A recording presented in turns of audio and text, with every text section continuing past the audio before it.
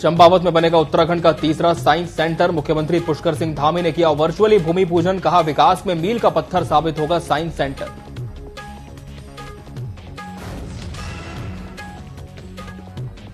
लोकसभा चुनाव को लेकर उत्तराखंड में सियासी सरगर्मी तेज। टिकट मिलने के बाद पूर्व सीएम त्रिवेंद्र सिंह रावत का चुनावी शंखनाद। हरिद्वार में किया रोड शो। कार्यकर्ताओं ने किया जोरदार स्वागत।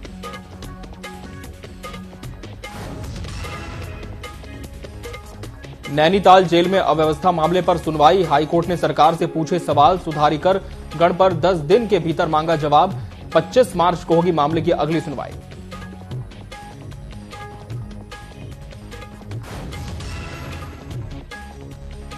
देहरादून में एसटीएफ की बड़ी कार्रवाई। 3 क्विंटल डोडा और 5 किलो अफीम के साथ 2 आरोपी गिरफ्तार। रांची से उत्तराखंड ला रहे थे नशे की खेप।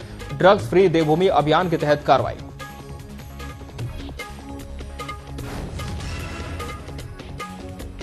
और उत्तराखंड में एक बार फिर बदलेगा मौसम का मिजाज। ऊंचाई वाले क्षेत्रों में हो सकती है बारिश और बर्फबारी। मौसम विभाग ने जारी किया पूर्वानुमान। मैदानी इलाकों में तापमान पर नहीं पड़ेगा असर।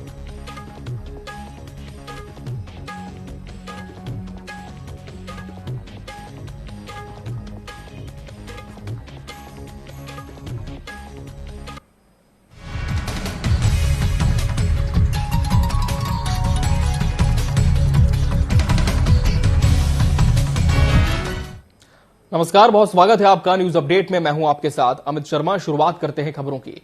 मुख्यमंत्री पुष्कर सिंह धामी ने चंपावत में 55 करोड़ 53 लाख रुपए की लागत से बन रहे साइंस सेंटर का शुक्रवार को वर्चुअली भूमि पूजन किया।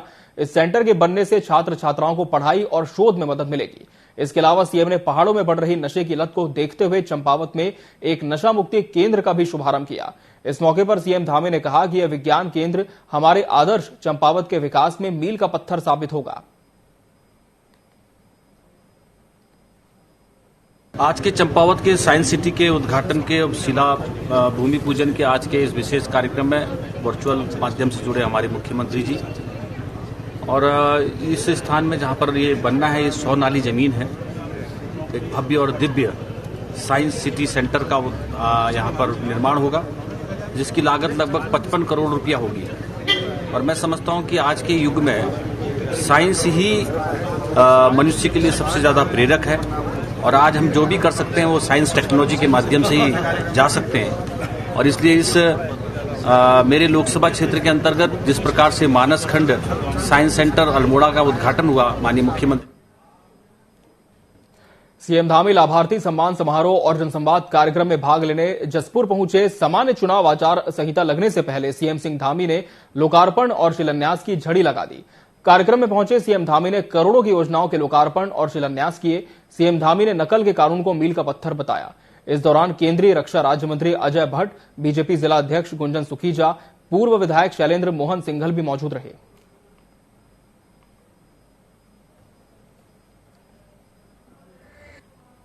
जनता का अपार स्नेह आज यहां अपने मुख्यमंत्री जी के प्रति देखने को मिला और बहुत बड़ी संख्या में मुझे लगता है कि जसपुर के अभी तक के इतिहास में सबसे बड़ा कार्यक्रम आज यहां पर संपन्न हुआ। उसको लेकर मैं जसपुर की समस्त जनता को बहुत बहुत बधाई देता हूं, बहुत बहुत धन्यवाद देता हूं।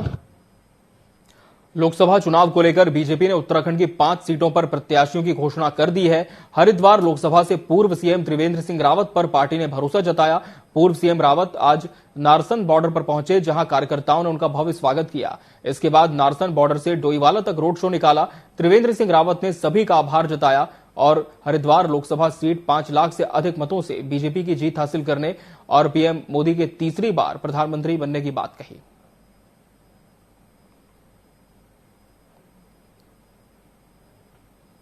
मैं तमाम कार्यकर्ता मैं देख रहा हूं हजारों की संख्या में आज कार्यकर्ताओं ने जिस तरह से यहां पर एक प्रत्याशी के नाते मेरा स्वागत किया है। पहले मैं तमाम हरिद्वार के उन कार्यकर्ताओं, हरिद्वार जनपद के तमाम विधानसभा के कार्यकर्ताओं का, यहाँ जो हमारे विधायक हैं, जो पूर्व विधायक हैं, उनका बहुत धन्यवाद करता हूं। हरिद्वार लोकसभा सीट से भाजपा प्रत्याशी पूर्व सीएम त्रिवेंद्र सिंह रावत जैसे ही शुक्रवार को दिल्ली से उत्तराखंड की सीमा नारसन बॉर्डर पहुंचे, भाजपा के हजारों कार्यकर्ताओं ने उनका फूल मालाओं से जोरदार स्वागत किया। इस मौके पर भाजपा के पूर्व कैबिनेट मंत्री मदन कौशिक, भाजपा विधायक प्रदीप बत्रा, जिला पंचायत अध्यक्ष किरण चौधरी समेत कई नेता और कार्यकर्ता मौजूद रहे।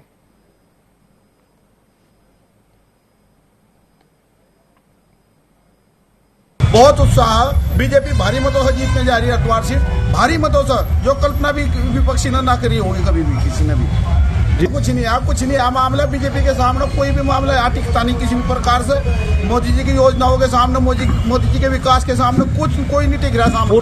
टिकट फाइनल होने के बाद आज पहली बार त्रिवेंद्र सिंह रावत जी हमारे पूर्व मुख्यमंत्री जी रुड़की में आए हैं, जिसके लिए नारसन बॉर्डर से लेके और देहरादून तक आदमी खड़ा है, पूरा उत्साह। बीजेपी ने हरिद्वार लोकसभा सीट से पूर्व मुख्यमंत्री त्रिवेंद्र सिंह रावत को प्रत्याशी बनाया है। प्रत्याशी घोषित होने के बाद प्रचार में तेजी आई, जिसके चलते पूरे लोकसभा क्षेत्र में त्रिवेंद्र सिंह रावत ने रोड शो निकाला। रोड शो में विलंब हुआ, लेकिन भाजपा के कार्यकर्ताओं में उत्साह की कमी नहीं हुई। पूरे उत्साह के साथ बहादुराबाद, ज्वालापुर, उसके बाद सिंह द्वार पर पार्टी के कार्यकर्ताओं ने जोरदार स्वागत किया। रोड शो में हरिद्वार विधायक मदन कौशिक, संदीप गोयल, जिले के तीनों मंत्री, जिला पंचायत अध्यक्ष सहित सैकड़ों कार्यकर्ता मौजूद रहे।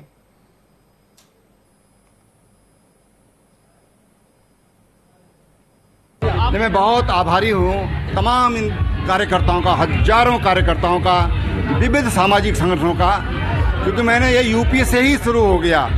मुझे लगता है कि अपने स्टेट में पहुंचते पहुंचते 10 जगहों पर पहले यूपी के लोगों ने भी स्वागत किया है। और यहाँ तो जितना अपनत्व मिल रहा है, जितना जोश मैं देख रहा हूँ कि 12 बजे, 1 बजे यहाँ पहुँचना था, अब हम 5:30-6 बज गया होगा मेरे ख्याल से। तो इस तरह से उत्साह बरकरार है। इन कार्यकर्ता कितने खुश हैं, आज उनसे ज्यादा मैं खुश हूँ, वो मेरी खुशी स्वाभाविक है। लेकिन मुझे ऐसा लगता है कि मेरी जिम्मेदारी बढ़ गई है कि इनकी खुशी की जिम्मेदारी मैं लूं। भाजपा के प्रदेश अध्यक्ष और राज्यसभा सांसद अजय भट्ट टिहरी पहुंचे। इस दौरान अजय भट्ट ने टिहरी प्रेस क्लब की स्मारिका उमंग का विमोचन किया। साथ ही बीजेपी कार्यालय में लोकसभा चुनाव आगामी रणनीति को लेकर टिहरी विधानसभा की कोर कमेटी और प्रबंधक समिति की बैठक लेते दिखे। भाजपा के प्रदेश अध्यक्ष महेंद्र भट्ट ने बैठक में सभी पदाधिकारियों और कार्यकर्ताओं को अपनी जिम्मेदारियों को बखूबी से निभाने के निर्देश दिए। साथ ही कांग्रेस पर हमला बोला।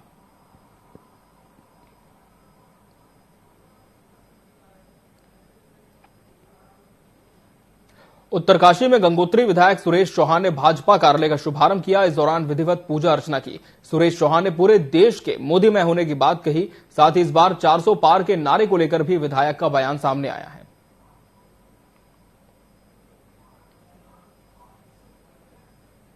पूरे देश में जो लोकसभा चुनाव की घोषणा होने वाली है, लेकिन अपनी भारतीय जनता पार्टी पिछले 2 महीने से इलेक्शन मोड में है और 10 तारीख से लेके जो उत्तराखंड की जो 70 विधानसभाएं हैं, हर विधानसभा में चुनाव कार्य खोले जा रहे हैं। हमारी जो 5 लोकसभा सीटें हैं उनके लिए, जैसे टिहरी की में 14 लोकसभा सीटें हैं, तो टिहरी की जो लोकसभा है उसमें जो हर विधानसभा उसमें कार्यालय खुल गए हैं। और आज उत्तरकाशी की जो गंगोत्री विधानसभा है उसका चुनावी कार्यालय खुलने जा रहा है। इससे पहले 12 तारीख को पुरोला विधानसभा का कार्यालय का उद्घाटन हुआ है।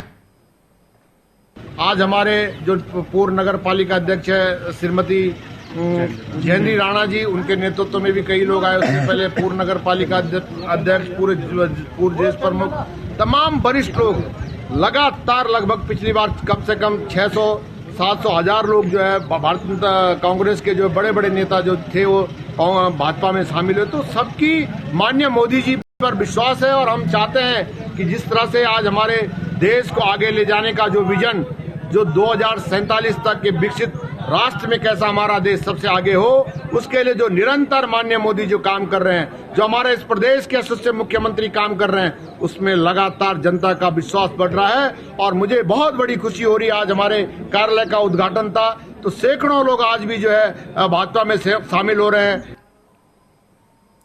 केंद्र सरकार ने पेट्रोल और डीजल के दामों में प्रति लीटर 2 रुपए घटाए जाने को लेकर कांग्रेस ने हमला बोला है। देहरादून में कांग्रेस प्रवक्ता गरिमा महारा ने केंद्र सरकार पर हमला बोलते हुए कहा कि 5 साल तक जनता को महंगाई की चक्की में पीसने के बाद अब जाकर भारतीय जनता पार्टी को आम जनता की याद आने लगी है। साथ ही आरोप लगाया कि चुनाव सर पर है, ऐसे में बीजेपी पलाव के रूप में जनता के सामने परोस रही है।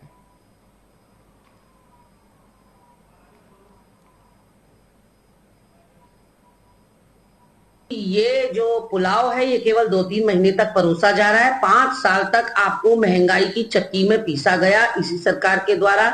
खाद्यान्न के दाम हो या फिर सब्जी और फलों के दाम हो, गैस सिलेंडर के दाम हो, पेट्रोल डीजल के दाम हो, ये सारे आसमान छू रहे थे। लेकिन ऐन चुनाव से पहले आपको पुलाव के रूप में ये प्रस्तुत किया गया है। फिर वोट उगाही की जाएगी और वोट मिलते ही अगर खुदा ना खास्ता इनकी सरकार बन गई तो दोबारा अगले 5 साल के लिए आप महंगाई की चक्की में चले जाएंगे। तो गणेश जोशी जी से भी कहना चाहती हूँ और तमाम भाजपाइयों से कहना चाहती हूँ कि जनता अब काफी समझदार हो चुकी है और उसके समझ में आ चुका है कि भारतीय जनता पार्टी जो कुछ भी अभी तोहफे के रूप में, सौगात के रूप में दे रही है, वो सिर्फ परसों चुनावी राजनीति है। तो क्या राजनीति सिर्फ कांग्रेस जानती है क्या? वो क्या सोच रहे हैं कि भारतीय जनता पार्टी को काम करना नहीं आता? कब कैसे काम किया जाना चाहिए? करेंगे ना, जो जो करना है वो करेंगे। 400 पार जाना है, हम करेंगे ना।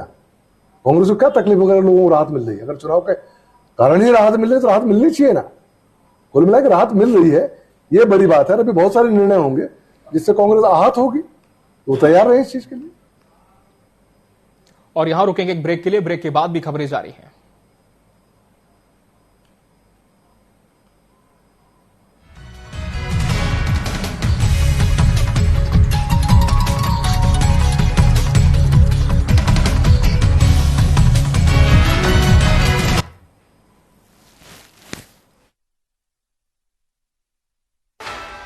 प्रधानमंत्री श्री नरेंद्र मोदी जी ने करोड़ों देशवासियों को दी है सम्मान पूर्वक और खुशहाल जीवन की गारंटी।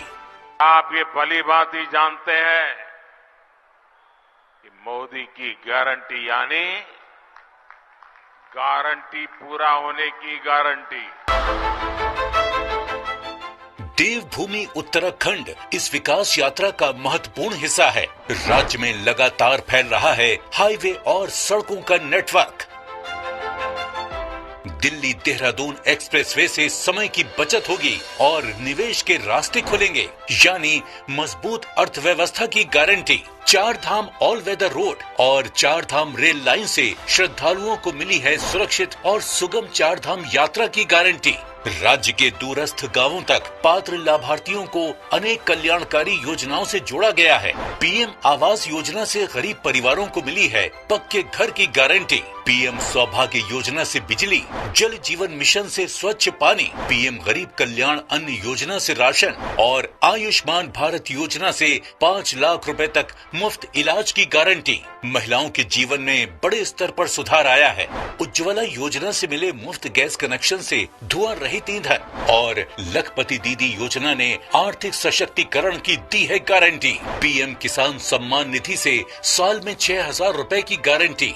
मोदी सरकार की गारंटी उसके पास भी है जिसके पास गारंटी देने के लिए भी कुछ नहीं। पीएम स्वनिधि योजना से स्ट्रीट वेंडर और प्रधानमंत्री मुद्रा योजना से लघु व्यवसायियों को मिल रही है आसान कर्ज की गारंटी। हर वर्ग का हो रहा है कल्याण, सभी के लिए खुल रहे हैं खुशहाली के द्वार, क्योंकि हर उत्तराखंड वासी को मिली है मोदी सरकार की गारंटी। सरकार का प्रयास गांव में रहने वाली बहनों को लखपति दीदी बनाने का है। मैं पिछले दिनों मध्य प्रदेश गया था, वहां ये स्वयं सहायता समूह की आदिवासी बहनों से मिलना हुआ।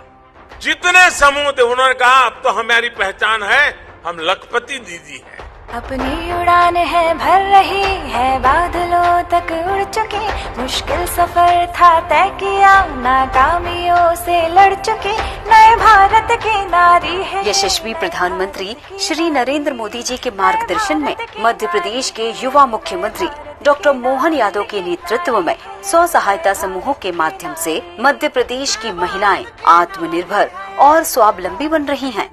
समर्थ नारी शक्ति, समृद्ध मध्य प्रदेश। मोदी की गारंटी और विष्णु के सुशासन में प्रदेश आगे बढ़ रहा है। विकास और उन्नति की रोशनी में छत्तीसगढ़ जगमगा रहा है। त्वरित फैसले और जनहितैषी नीतियों से छत्तीसगढ़ अपना सुनहरा भविष्य गढ़ रहा है। मैं विष्णु देव साय ईश्वर की शपथ लेता हूँ।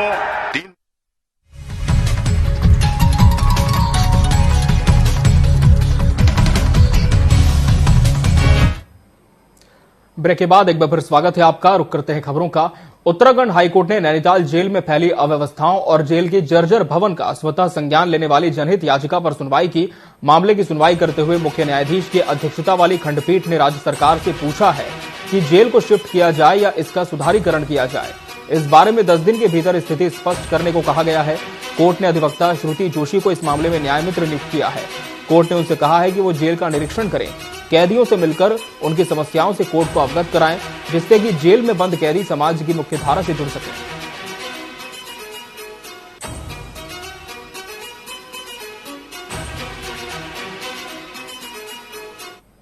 माननीय न्यायालय ने आज संज्ञान लेते हुए सुओ मोटो पीआईएल एंटरटेन करी है, जो कि नैनीताल जेल की मूलभूत सुविधाओं और भवन की स्थिति के बारे में है।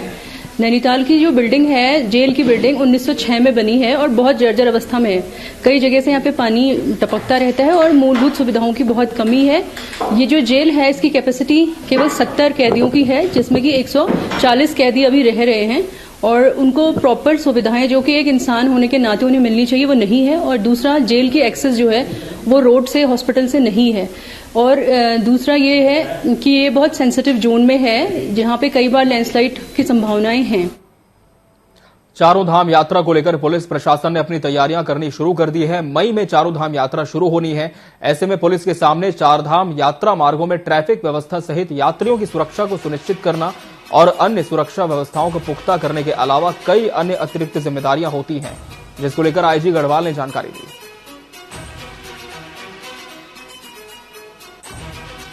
चार धाम की यात्रा के संबंध में हमारी जनवरी से ही इसमें मीटिंग प्रारंभ हो गया। सबसे पहले हमारे पर्यटन मंत्री के द्वारा इसकी मीटिंग ली गई, फिर उसके बाद कमिश्नर और मेरे द्वारा संयुक्त रूप से इसमें गोष्ठी आयोजित की गई अधिकारियों के साथ, और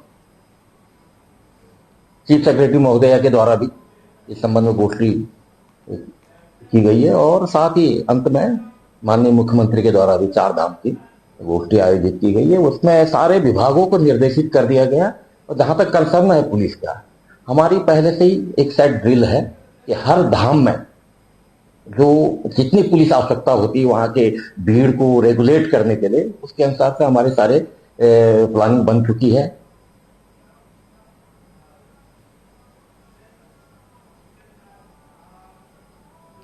मुख्यमंत्री के ड्रग्स फ्री देवभूमि अभियान के तहत पुलिस लगातार कार्रवाई कर रही है। इसी कड़ी में एसटीएफ की कुमाऊं टीम ने पुलभट्टा थाना क्षेत्र से 2 आरोपियों को अफीम और डोडे के साथ गिरफ्तार किया।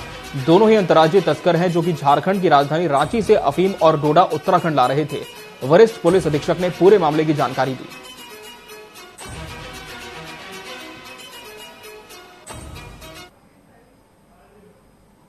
हमने कल देर रात पुलभट्टा थाना क्षेत्र से जिला उधम सिंह नगर में एक टैंकर को वो किया है, सीज किया है और 2 लोगों को गिरफ्तार किया है। इनके कब्जे से 300 किलोग्राम डोडा पाउडर और 5.5 किलो अफीम बरामद की गई है। इनसे पूछताछ में सामने आया है कि ये जो सप्लाई है ये झारखंड से लेकर आ रहे थे और इसको उधम सिंह नगर के अलग अलग क्षेत्रों में इसको सप्लाई किया जाना था। और पिछले लगभग 1 साल से ये लोग इस तरह की जो सप्लाईज हैं वो कर रहे थे और इसमें हमारी टीम को जानकारी मिली थी और उसको डेवलप करके हमने इनको इंटरसेप्ट करके गिरफ्तार किया है। उच्च न्यायालय उत्तराखंड व राज्य विधिक सेवा प्राधिकरण के नेतृत्व में नशा मुक्ति जागरूकता रैली निकाली गई। सिविल कोर्ट परिसर से मॉल रोड होते हुए डीएसए मैदान तक रैली निकली। इस दौरान राहगीरों को नशा मुक्त समाज बनाने के लिए प्रेरित किया। नुक्कड़ नाटकों के माध्यम से आमजन को नशे से होने वाले दुष्परिणाम की जानकारी दी गई।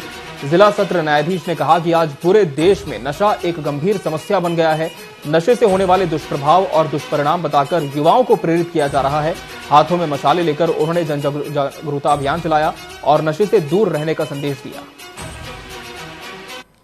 नशे की बहुत ही गंभीर समस्या है, इसको ध्यान में रखते हुए माननीय उच्च न्यायालय उत्तराखंड द्वारा और माननीय राज्य विधिक सेवा प्राधिकरण द्वारा निर्देशित किया गया है कि जन जागरूकता अभियान चलाया जाए ताकि जनता को नशा मुक्ति के दुष्प्रभाव से, नशा के दुष्प्रभाव से बचाया जाए और नशा मुक्ति की तरफ बनाया जाए। तो इसलिए 1 सप्ताह के लिए ये कार्यक्रम चला जाएगा। आज एक छोटा सा आगाज किया गया है जिसके तहत एक रैली निकाली जाएगी और आम जनता को जागरूक किया जाएगा। रुड़की के गंगनहर किनारे बना सोलानी पार्क पिछले लंबे समय से बदहाल पड़ा हुआ है। सोलानी पार्क यूपी सिंचाई विभाग से अंतर्गत आता है, इसलिए पार्क का पिछले लंबे समय से जीर्णोद्धार नहीं हो पाया। अब उत्तराखंड सरकार 7 करोड़ की लागत से पार्क में कई कार्य करवाएगी। पार्क की देखरेख के नाम पर कई लोगों ने कब्जा भी कर रखा है। विधायक प्रदीप बत्रा का कहना है कि पार्क का सौंदर्यीकरण करने से सबको बैठने की सुविधा मिलेगी।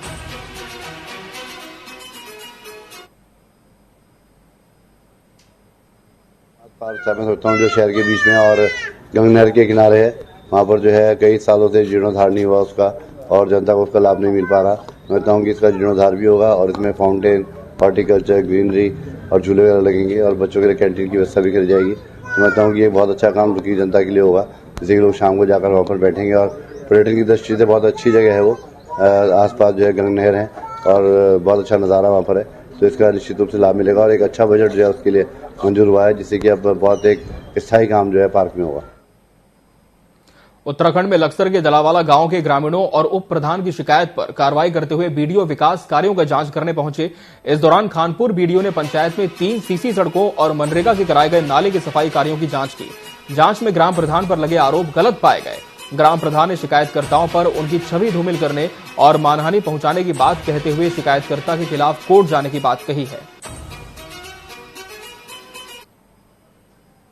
प्रकरण इस प्रकार है कि हमने जो तहसील दिवस में और सीडीओ साहब को जो एप्लीकेशन दी थी उसके जरिए जो आज जांच टीम आई थी, इन्होंने आकर के जांच के नाम पर एक खानापूर्ति कर दी है और जो साइड है उन पे नहीं देखा जा करके और आए और अपना एक ऑफिशियल बयान देंगे कि कार्य पूरा है, लेकिन कार्य तो है ही नहीं और जांच जो करनी चाहिए थी धरातल पर वो इन्होंने की नहीं। जांच के नाम पर सिर्फ एक खानापूर्ति की और कर चले गए और जिसमें कहा गया कि जिसमें कुछ प्रधान के व्यक्ति थे जो हमारे ऊपर थोड़ा सा काफी प्रेशर बनाया और इस तरीके से प्रेशर बना रहे ताकि जांच बाधित हो। जी, जो सड़कों पर इन्होंने लगाया है कि बंदर बांट करके जो भी आरोप इन्होंने लगाए हैं सब आपके सामने हैं। हमने उन सड़कों पर कोई भुगतान नहीं किया है और न उन पे काम स्टार्ट हुआ। ऑनगोइंग करने के लिए ऑनगोइंग दिखाई जाती है, सब लोग जानते हैं ऑनगोइंग कार्य दिखाने पड़ते हैं। अभी कोई स्टार्ट नहीं हुआ मेरी तरफ से और अब वो तो आपके सामने है कि किस तरह से गबन हुआ है, मुझे नहीं मालूम। जो सड़कें बनी हैं वो मैंने देख ली हैं, ठीक है, ठीक क्वालिटी में बनी है। रही बात नाले की, नाले में तो मुझे मेरी संज्ञान में नहीं, क्योंकि मेरे से पहले का है, हो सकता है ये बाढ़ से पहले का हो, क्योंकि मैं इतना पीछे नहीं जाऊंगा। मैं प्रेजेंट टाइम पर जाऊंगा। जो मैंने वर्क ऑर्डर किए हैं उन पर अगर कहीं धांधले हैं, आप अपने आप को आप लो। और न्यूज अपडेट की खबरों में फिलहाल इतना ही। आप बने रहिए टीवी 24 के साथ। नमस्कार।